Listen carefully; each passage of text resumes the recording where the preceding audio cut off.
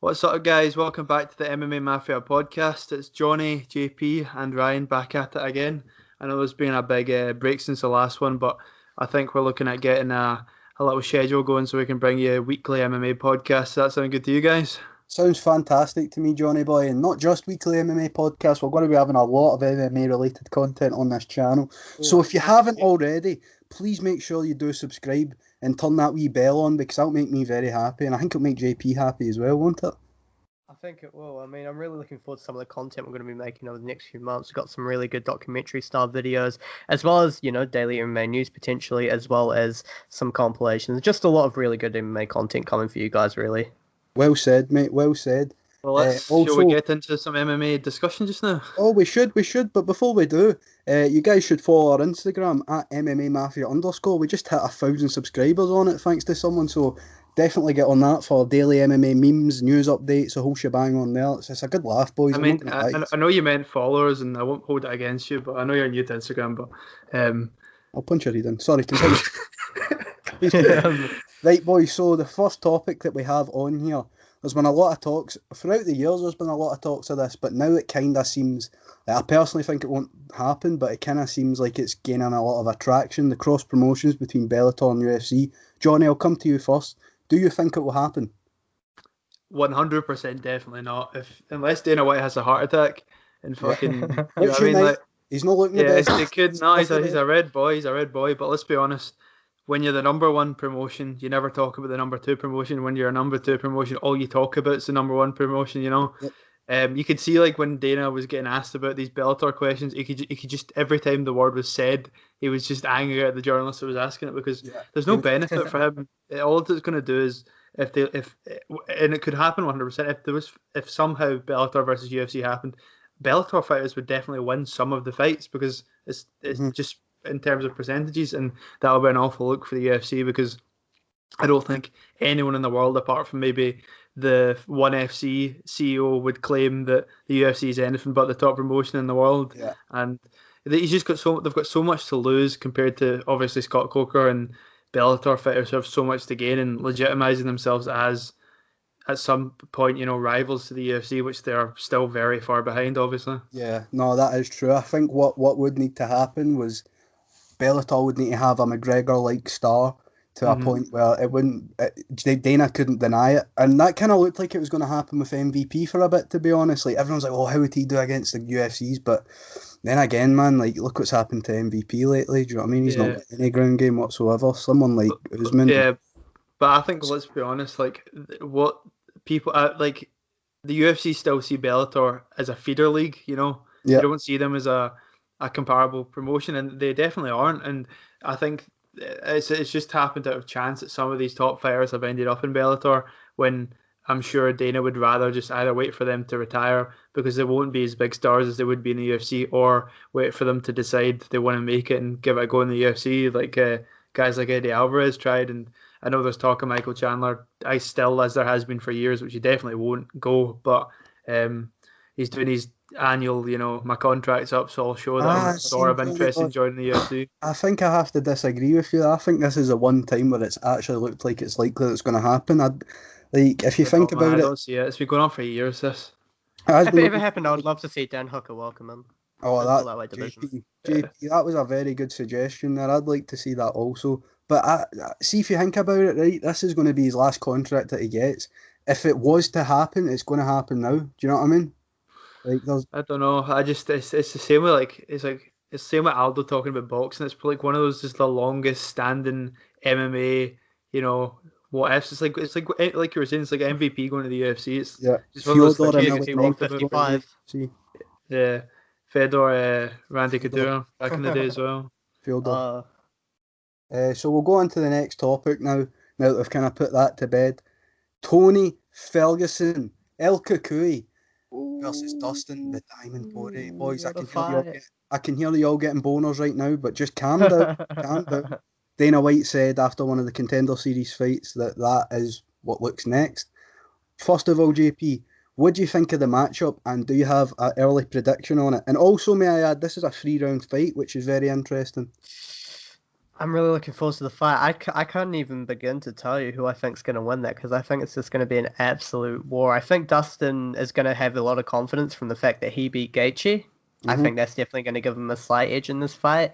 But I definitely think Tony Ferguson's going to come back with a vengeance. He'll be looking to prove a point, and I think the winner of this is probably going to be the number one contender. Yeah, yep, I agree there.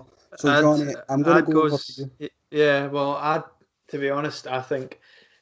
Well, there's always been in this interesting relationship with Dustin and Tony, where Dustin has always maintained that Tony's an overrated fighter, and he was so confident that Gaethje was going to piece him up, and he's been so confident that he'll piece him up. And I think the same. I think unless obviously you never know with someone like Tony, but I think Dustin's a better striker than Gaethje is was proven when they fought, and he's I think he'd put a clinic on him. Like honestly, I don't know, especially if Tony's ever going to be the same again after that beatdown, because that was, I mean, there's been a lot of brutal beatdowns, and when you've got someone that's as hardy as Tony and the amount of punishment that he can take before the fight stopped, it could be another one like the Gaethje fight where Dustin can't put him away, but he just puts insurmountable damage on him over rounds, and Yeah, it's no, a, it's you're a, right it's there, a mate. risky fight.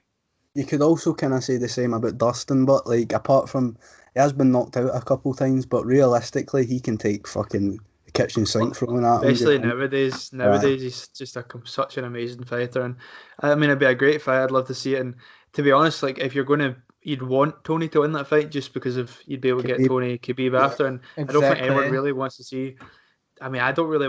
Not that I don't want to see it, but I don't think Dustin has anything for Khabib, and I don't even know if Tony does. But he's the only one that hasn't had a crack yet, apart from yeah, Gaethje, It's and we'll see how that definitely goes as well. it's definitely a different skill set for Khabib. I mean, a guy who genuinely can be a threat off of his back. I mean, there's no one else in yeah, the division, maybe apart from Oliveira, or you know who I mean, who will yeah. actually have a chance of doing that against him. I think Dustin is a really exciting fighter for Ferguson, though. I think that fight could be so fun. And technically, isn't Dustin the most violent man in the UFC on Lineage? Because he was the last person to beat Eddie before he left the UFC. If I'm Yeah, not aye, if you're going like that, aye, but then again, man, see when you get to these high level lightweight fights, man, everyone's fucking violent these days. Like That's very true. it's like there's a ball hell between them. Do you know what I mean? Like who the fuck knows, really, to be honest. But I aye, think I think Dustin's ideal scenario here is he beats Tony and then Gaethje beats Khabib. But then Oh again, if yeah, Gaethje beats Khabib, he's just going to go for the corner fight. So you know what true. Well, would I he? was about to say this is the thing. He's always lurking. He's always just Mm. his name is always going to be in the conversation. I mean, Dustin could beat. Let's say Khabib beats Gaethje. Dustin could beat Ferguson. Then, if he rematched Gaethje for a number one contender, beat him. But then McGregor came back anyway and fought Khabib straight away. Yeah. Like he's. I think McGregor, when he comes back, if he comes back for lightweight, do you think they chuck him in straight away against the champion? Oh, you have to, don't you? You I have think you to. have Probably. to. Well, the whole interesting thing with McGregor, I know, like with these discussions, it always seems to end up back talking about Conor McGregor. But How can it interesting not? thing is how active he wanted to be, and obviously that's why the whole retired things happened, because he was the UFC doesn't want to have him fight until they can get their tickets open and get Yeah. the massive gates that he brings in, and he's wanted to stay active. So there's been a falling out, and he's quote unquote retired again, but. I mean, Yeah. if he comes back, let's be honest, the way the UFC is nowadays, I'd be very surprised if he doesn't walk right into a title shot. And I mean, he's just like with Gaethje. I think McGregor's got a better chance against Khabib than Dustin does. I'd love to see Conor and Dustin rematch. I'd love to see him fight Gaethje. Yeah. I don't know Um, why that's not really been talked about much. Like even over the years, they've always kind of been right there in the rankings, but that's never really been a Poirier and possibility. Conor. Yeah, I guess the thing is when you're a fighter like Conor, and every fight's such a big deal, such a momentous occasion, and it's the same with the Holloway fight. Once you've beat someone, although both Poirier and Holloway weren't a tenth of the fighter they are now, when you Leaps look and bounds. back in 20 years, you're going to yeah, see Conor McGregor defeated Max Holloway. You're going to see Conor McGregor defeated Dustin Poirier. yeah, Exactly. Well, that's why I never gave Aldo the rematch, even though in the cage afterwards he said he'd probably give him one, and yeah, he's never done it. yeah. Then It's just he's I always moving think on, after isn't he? that, I think after that Aldo fight, that's when he proper blew up to the complete superstar that he was, and he had so Exactly. many other options available. Yeah. But I yeah, mean, that, once you that was a fight brutal one. Mayweather, Do you know what I mean? Like Yeah. like what's next? You know. It must be hard to get motivated. It must be really hard to get motivated. That was disrespectful to Mayweather, wasn't it, man? Like, yeah, come fight this wee boy from the UFC, man. That's just, but still. But you got to remember the wave that Conor was riding at the time. Oh, of course. And I mean, like, I remember watching that fight, and like when that started, being like, Conor might do me, just like really quickly, like Conor might just hit one. Listen, mate, he honeydicked everyone, man. Everyone, he's like, oh, it will only take me 3 rounds. Everyone's like, oh fuck yeah, he's only going to take him. It's true, but mate, like even boxing, clean off. Mate, that's what I mean. See, like all the years that I've watched, like MMA and boxing, and whatever, and whether you've trained or done this or what, like there's something about when there was like, I think it's undeniable, like just the fact that it was even in conversation that people were talking about the matchup when and logistically there was no chance, Do you know what I think it's just a genuine mistake. Do you know what I think has a lot to do with that? See, before that fight, even honestly, mate, even if you could date it back to the Seaver fight, it was Seaver, then Mendes, then Aldo, then Eddie Alvarez, all those fights. Everyone's like, right, this will be the guy that beats him. Oh, he's a wrestler, he'll take him down. That's him done. He just kept defining the odds on all of them. Yeah, so it's always an amazing run. Exactly. But, anyway, concluding the Conor McGregor podcast. I love him, man. He's a good Mafia. Oh yeah. By the way, Conor, if you're listening, man, you should maybe reply to some of my DMs on Instagram. There's been a few sent. He's been on my phone constantly, mate. I just can't be bothered with him anymore. Aye. But anyway, going back to some active UFC fighters, how about Till Hermanson? That's a weird and interesting matchup, I think. Very weird. I don't like it for Till, man. Like, I don't at all. Hermanson out grappled for mate. Hermanson out grappled Jacare, right? No one fucking does that to Jacare. He fucking put a clinic on him, mate. And see if he gets Till down. I mean, every time Till's got taken down by Woodley, he's got right back up right enough. But still, man, I'm not convinced.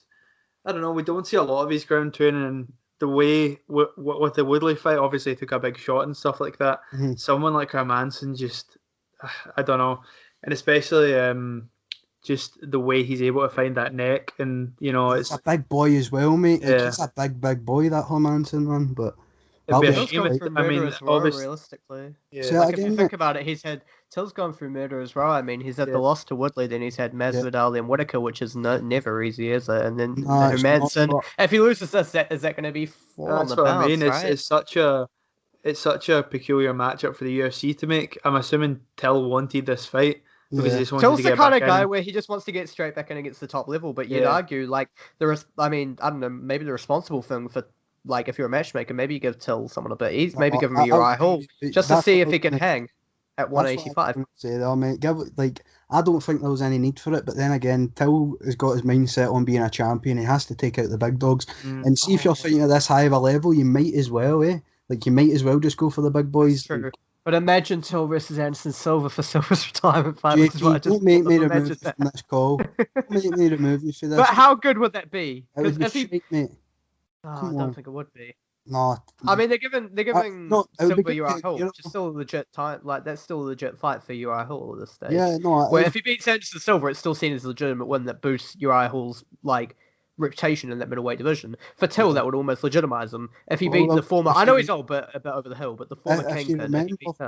If you remember, they were supposed to be doing Uriah Hall and Romero, but then that was supposed to be happening for ages now, man. But I think Anderson Silva, like me and Johnny were talking about the other day, when Uriah Hall was coming out of the United Fighter, the Ultimate Fighter, he was primed to be the next Anderson, and he was also primed to go up. It's funny, that's what I was saying. The circumstances of the matchup are so interesting when you go back and look at just the discussions were going on during that season, where like people saw this amazing athlete, this great striker, this guy that was beating people up from the bottom, and were like, this guy's the next Anderson.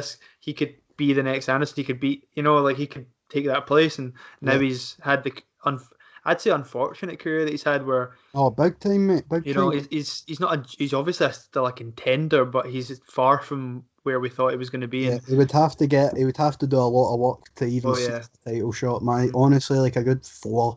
That's what I mean. I don't think beating Silva puts him that much closer to it as if he'd bet Romero, that would have been huge for him somehow. I still, if Romero lost that fight, I don't know what it'd be. Very odd. He'd probably get another title shot losing that fight, to be honest with you. Probably, mate. Probably. I think that Till Hermanson fight it'll be a good fight, and we'll see what happens with Romero if he's coming back into the equation too. But moving up in weight, talking about I think a very interesting thing that Stipe was saying is that he doesn't care about the Ngannou rematch and doesn't see improvements and would rather box. And I'm not a fan of that decision at all. As a fan of him, it's Do quite you know why I disappointing. think it is? I think it's because Tyson Fury was kind of talking his shit a little while ago. Do you remember saying he wants? I think the full thing was with Fury and Stipe that.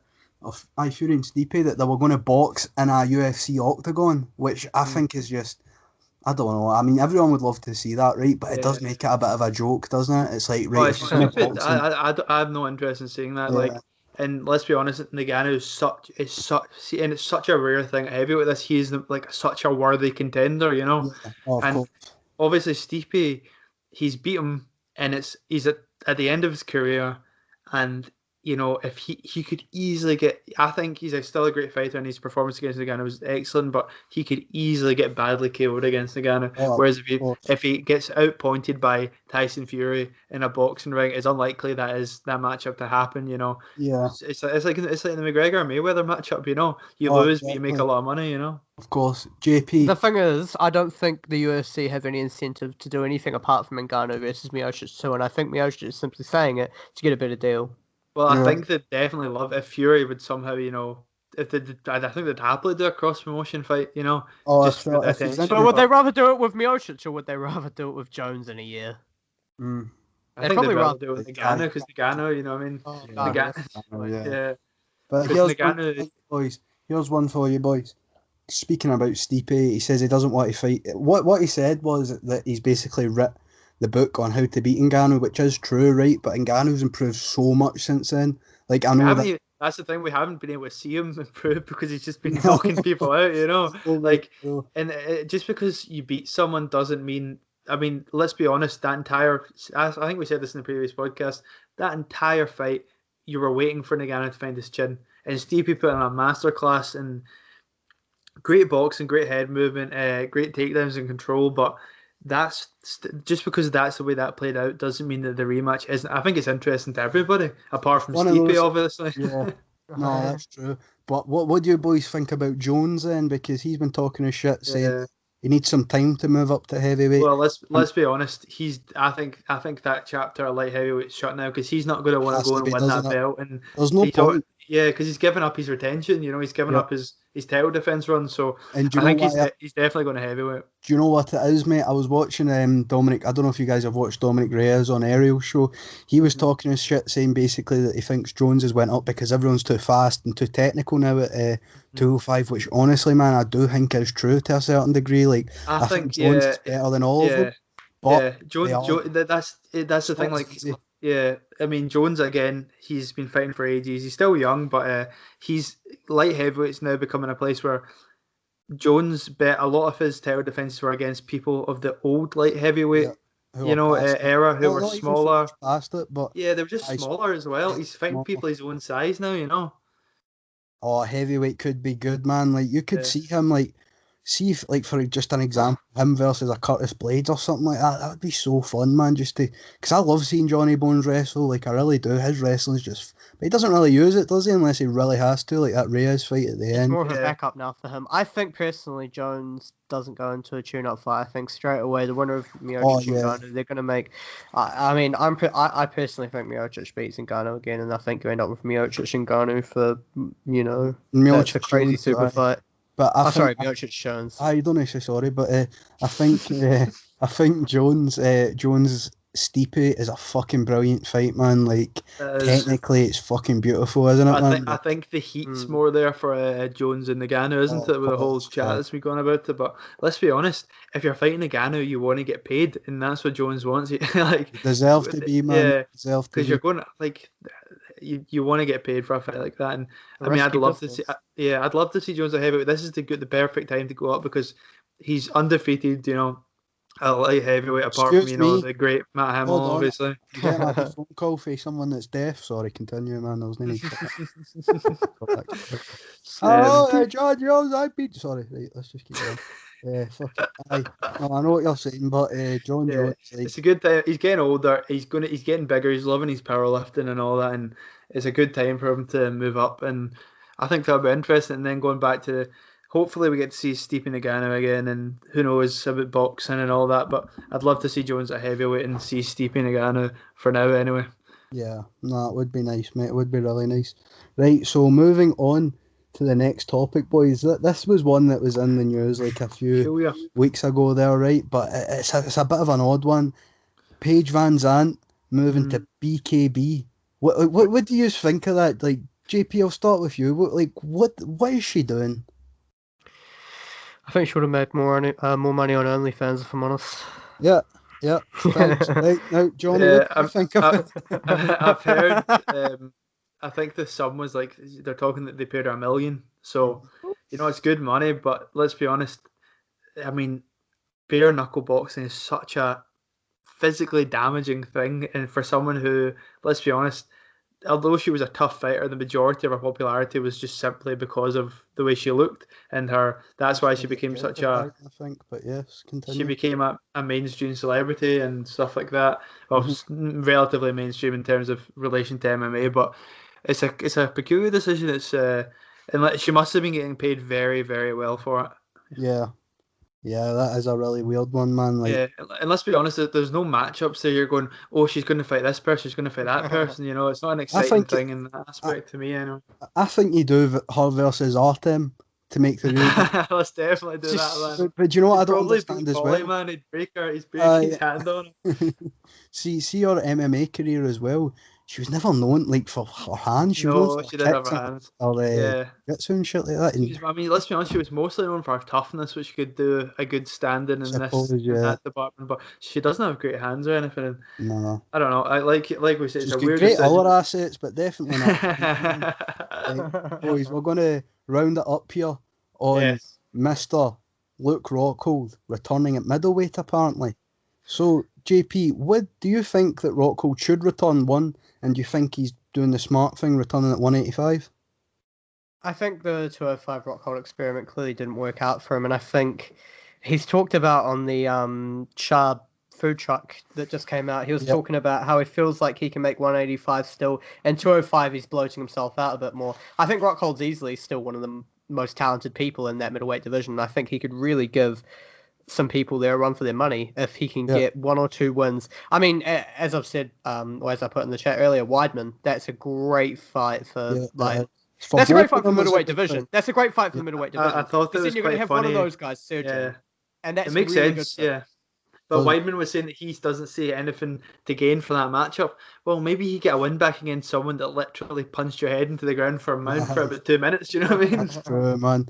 That is true, man. I think as JP just said, there's a lot of good matchups. Like, could you imagine Rockhold gets a 2-3 winning streak, him versus Darren Till? How fucking good would that be, man? Well, he's talked about he wants Till in London. He wants Till in London when there's fans. So imagine he gets this Weidman fight, maybe, I don't know, Christmas. And then by May next year, who knows what's going to happen with the current situation, of course, which you can't mention on YouTube because it might get demonetized for it. But imagine Rockhold versus Till in London in May. Imagine that fight. That would be so good. And then let's say he beats Till, then he's right back in the mix. Let's be honest, the Till a fight versus Rockhold is much better than it is against Hermanson. It's a better fight. It's a bigger name and a less risky fight of someone who has had a very bad run of things recently. Yeah. And if you lose to an ex-champion, it looks a lot better as opposed to just another contender who's on a surging run. I definitely think Luke Rockhold has a future at middleweight.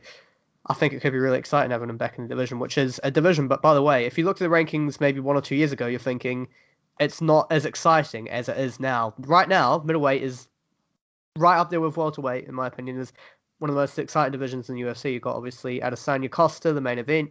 You've got Hermanson, who's surging. You've got Till up there now. Romero is also there. Cannonier, of course, can't be forgotten. And don't forget about Robbie Whittaker.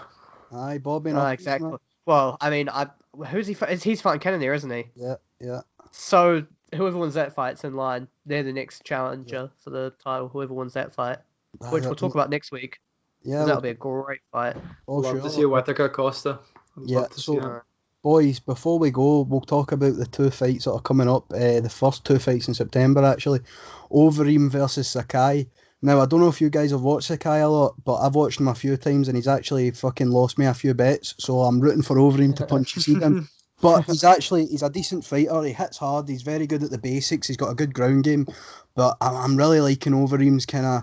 I like that he takes these fights, man, because he kind of puts a clinic on a lot of these up-and-comer guys and kind of lets them know, and I would love to see him in Ngannou again. Like, if he can get a few more of these, man, I want to see him get that Ngannou one back, just because I'd just love to see him get the belt. I'd love to see him get the belt. That would be nice, wouldn't it? Just before he rides off into the sunset. I mean, people don't talk about this because the Stipe fight, obviously, you know, I clearly felt attacked, but that fight was actually, you know what I mean? It wasn't going too badly for him. It wasn't going too badly for Overeem.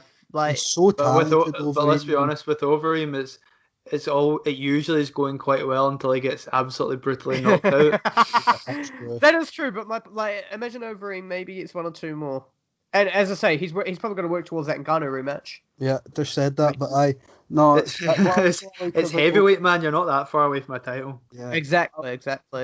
What I love about Overeem as well, these kind of last 5 years, he's focused a lot on his grappling, man. When he's training with Curtis Blades and all that, and it's showing, man. Like look what he was punching about Biggie boy, what's his name, Rosenstruck, until that last fucking 10 seconds of the fight. Like, he can do it to a lot of these top contenders. But as you said, man, it's just a few more wins he has to get, and then hopefully we'll see him up the top. But another one before we go, boys. Thiago Santos versus Glover. What do you think of that? Now, that's an interesting fight. It's an interesting fight, man. But we've not seen Santos in a while because he's been going through his legs are working. Aye. But Glover, how fucking good did he look against the best he's ever looked. Well, he looked dominant against Anthony, who's fighting the day after we recorded this, actually. But also Thiago, I think people are going to forget how good he looked against Jones, and arguably maybe even open up the playbook that Reyes used against Jones. So I think it's going to be, I mean, as I just said with the middleweight fight, then whoever wins that will be in line for whoever wins out of Reyes and Yan, you'd assume. Yeah. No, you're right there. But Glover, man, he weathered the storm big time. Like, I remember the first 2 rounds of that Anthony Smith fight. He looked so good, Smith, man. Like, he looked kind of patient. He was hitting him really fucking hard. But Glover weathered the storm, came back and punched the fuck out of him, to be honest, man. Right? And I was about to let you go there, boys, but you know what? I'm feeling good, so we'll go for another one. Colby Chaos Covington versus Tyrone. The chosen one, Woodley. What do you think? I think Colby dominates him in all likelihood. But it's still an interesting matchup. You know, it's one of those fights where it is interesting. It's kind of one that you didn't really see coming for some reason. I'm not sure why. It seems like it'll be weird seeing them stand in the cage together. It's because we've been like it's just been so long. Like this has been for ages, man. It's just like, oh, right, they've signed it, but it's not going to happen. One of those ones. Yeah. But I agree, man. But see as well, man. Like, this is one of the ones that Woodley will actually get up for. Do you know what I mean? Exactly. Like, hope so. Because I put it this way: if he doesn't do it for this, he should just go back to falling in out of love with rap music. Do you know what I mean? He definitely should. He should maybe consider. Cheers. I think he should consider coaching or something, man. Because you know what I mean.